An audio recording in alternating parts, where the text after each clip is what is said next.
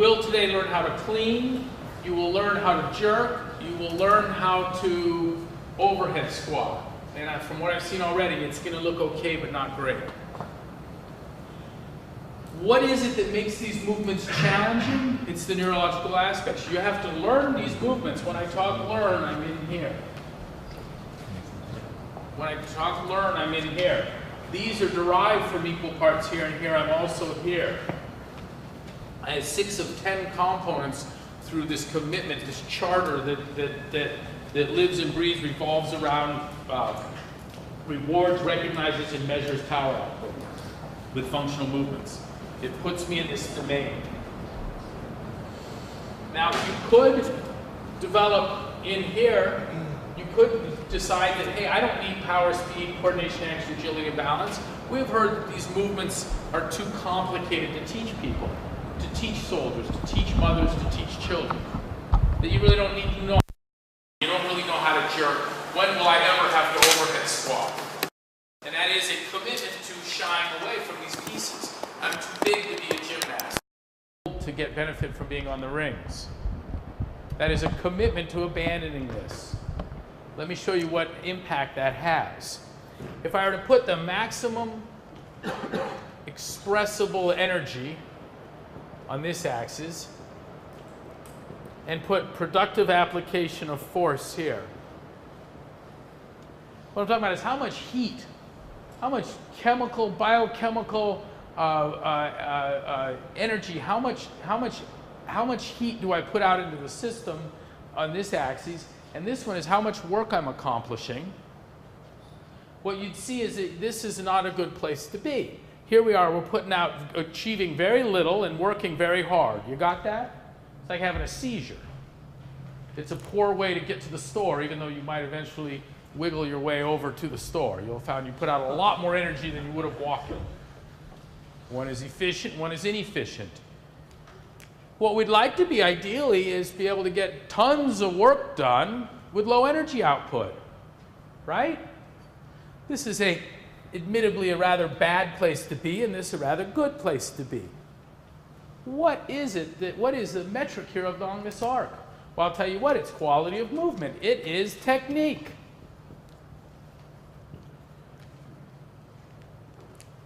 You want productive application of force, you better have a skill set, or you won't do it.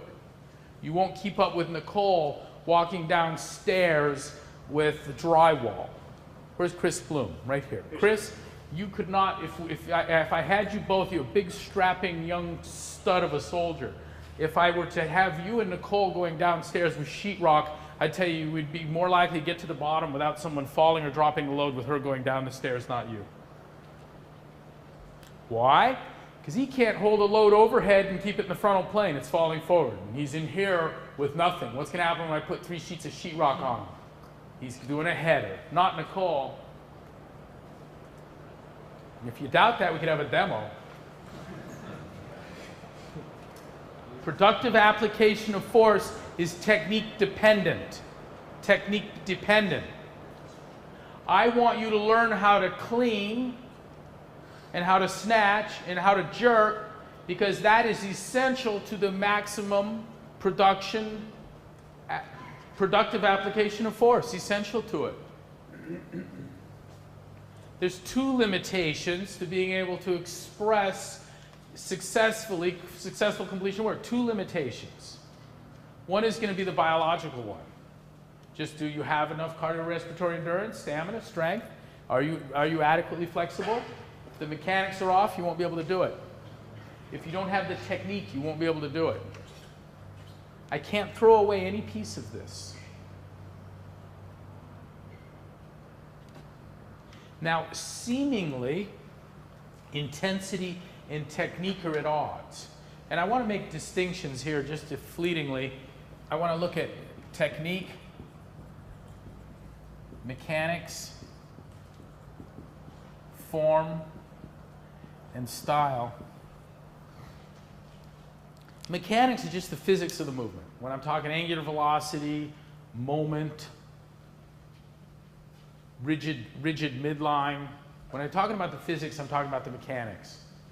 When I'm talking about the method that will help me to successfully complete the motion, I'm on the sporting end here, and I'm kind of talking about technique. When I attach normative values to it, I talk about good mechanics, bad mechanics, good technique, poor technique. I'm talking about form. When I talk about the signature to the movement that really doesn't reflect any one of these, then I'd be talking about style. But they're all aspects of the quality of movement.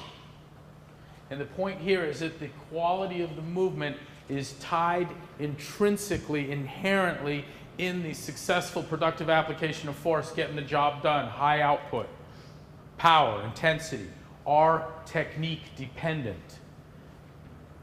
Now, seemingly at odds, I know we find that when we ratchet up the intensity, pretty soon we start having problems with technique, mechanics, form, style, call it all technique. It will fall apart by necessity, but it doesn't mean they're at odds. There are a whole bunch of domains where speed is considered a primary value. Well, it has value. Driving, typing, shooting, and CrossFit, playing the violin. Speed is a necessary component to proficiency. So our SEALs will tell you they do a drill. It's a 9-inch disc, and they're 3 to 5 yards from it, and they're shooting. Ready, go. Bam, bam, bam, bam, bam. You walk through and look. Here's the disc. Here's the 9-inch disc. You got a guy. There's his pattern. He is, by definition, shooting too slow. I don't care how fast he was. He could be fastest one there. He could go faster. I got a guy that's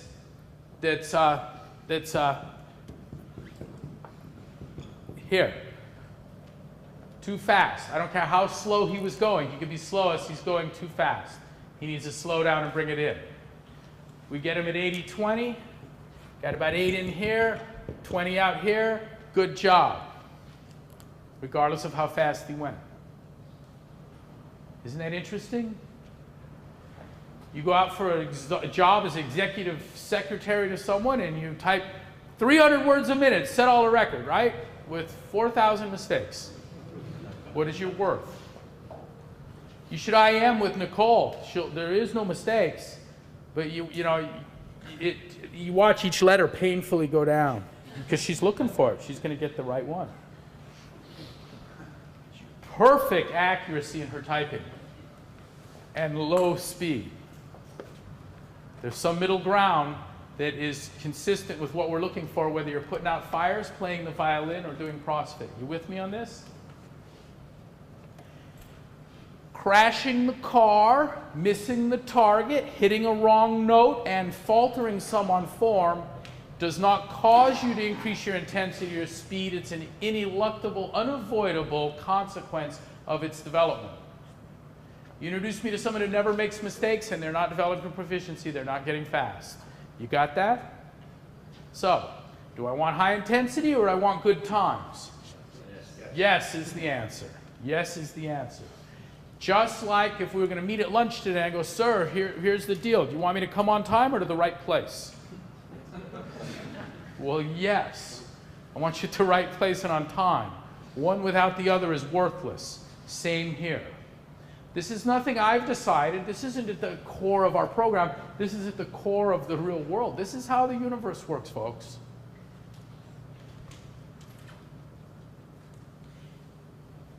When you've settled on intensity defined as productive application of force, completion of, this is our goal, intensity. What you're going to see is at the heart of that is technique. Suppose a guy were to pull off this miraculous 151 Fran. Okay? Full range of motion, chin over the bar, full extension, all the way down on the squat, load overhead. But there's a lot of errant movement. I mean, just a bunch of bullshit. No 2 reps look the same would be strong evidence of some errant movement. Bar path all over the room, failed reps that have to be repeated, but still gets a 150. What do we know? Could go faster. Yes. At the same output biologically, with better technique, with some neurological control, I'd get a better time, for sure. Isn't that amazing?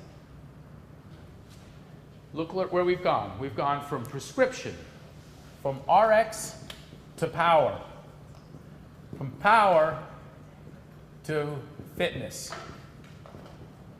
And now fitness entirely dependent on technique.